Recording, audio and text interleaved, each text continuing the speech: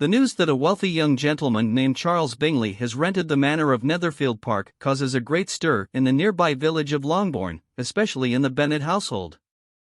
The Bennets have 5 unmarried daughters, from oldest to youngest: Jane, Elizabeth, Mary, Kitty, and Lydia, and Mrs. Bennet is desperate to see them all married. After Mr. Bennet pays a social visit to Mr. Bingley, the Bennets attend a ball at which Mr. Bingley is present. He is taken with Jane and spends much of the evening dancing with her. His close friend, Mr. Darcy, is less pleased with the evening and haughtily refuses to dance with Elizabeth, which makes everyone view him as arrogant and obnoxious. At social functions over subsequent weeks, however, Mr. Darcy finds himself increasingly attracted to Elizabeth's charm and intelligence. Jane's friendship with Mr. Bingley also continues to burgeon, and Jane pays a visit to the Bingley mansion.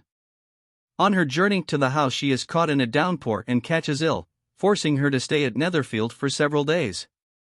In order to tend to Jane, Elizabeth hikes through muddy fields and arrives with a spattered dress, much to the disdain of the snobbish Miss Bingley, Charles Bingley's sister.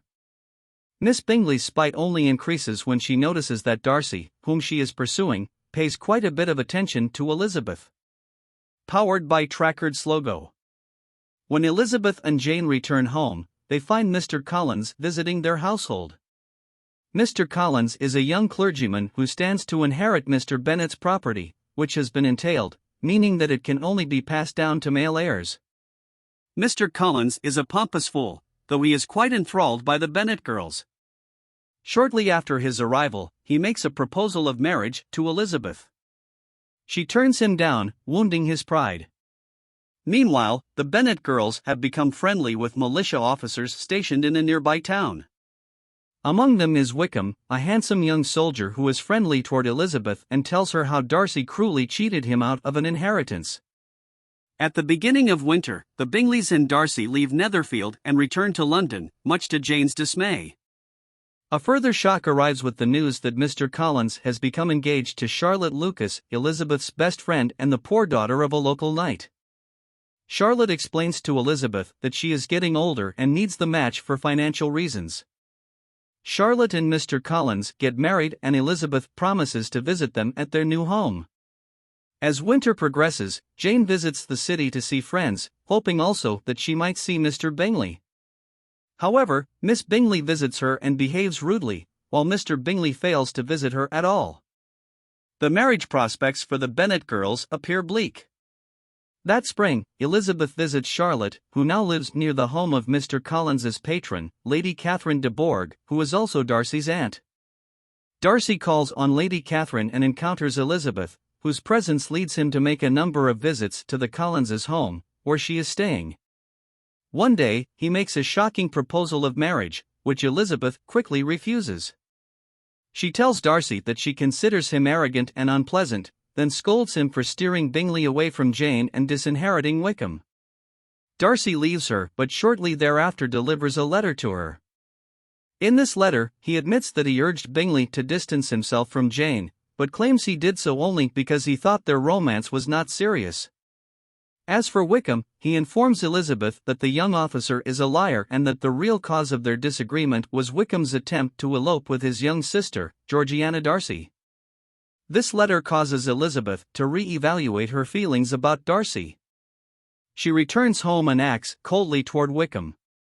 The militia is leaving town, which makes the younger, rather man-crazy Bennet girls distraught. Lydia manages to obtain permission from her father to spend the summer with an old colonel in Brighton, where Wickham's regiment will be stationed. With the arrival of June, Elizabeth goes on another journey, this time with the Gardiners, who are relatives of the Bennets. The trip takes her to the north and eventually to the neighborhood of Pemberley, Darcy's estate.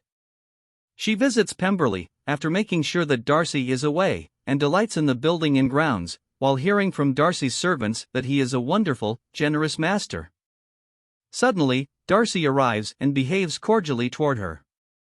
Making no mention of his proposal, he entertains the Gardiners and invites Elizabeth to meet his sister. Shortly thereafter, however, a letter arrives from home, telling Elizabeth that Lydia has eloped with Wickham and that the couple is nowhere to be found, which suggests that they may be living together out of wedlock. Fearful of the disgrace such a situation would bring on her entire family, Elizabeth hastens home. Mr. Gardiner and Mr. Bennet go off to search for Lydia, but Mr. Bennet eventually returns home empty-handed. Just when all hope seems lost, a letter comes from Mr. Gardiner saying that the couple has been found and that Wickham has agreed to marry Lydia in exchange for an annual income. The Bennets are convinced that Mr. Gardiner has paid off Wickham, but Elizabeth learns that the source of the money, and of her family's salvation, was none other than Darcy. Now married, Wickham and Lydia return to Longbourn briefly, where Mr. Bennet treats them coldly. They then depart for Wickham's new assignment in the north of England. Shortly thereafter, Bingley returns to Netherfield and resumes his courtship of Jane. Darcy goes to stay with him and pays visits to the Bennets but makes no mention of his desire to marry Elizabeth. Bingley, on the other hand, presses his suit and proposes to Jane, to the delight of everyone but Bingley's haughty sister. While the family celebrates, Lady Catherine de Bourgh pays a visit to Longbourn. She corners Elizabeth and says that she has heard that Darcy, her nephew, is planning to marry her. Since she considers a Bennet an unsuitable match for a Darcy, Lady Catherine demands that Elizabeth promise to refuse him. Elizabeth spiritedly refuses, saying she is not engaged to Darcy, but she will not promise anything against her own happiness. A little later, Elizabeth and Darcy go out walking together and he tells her that his feelings have not altered since the spring. She tenderly accepts his proposal, and both Jane and Elizabeth are married.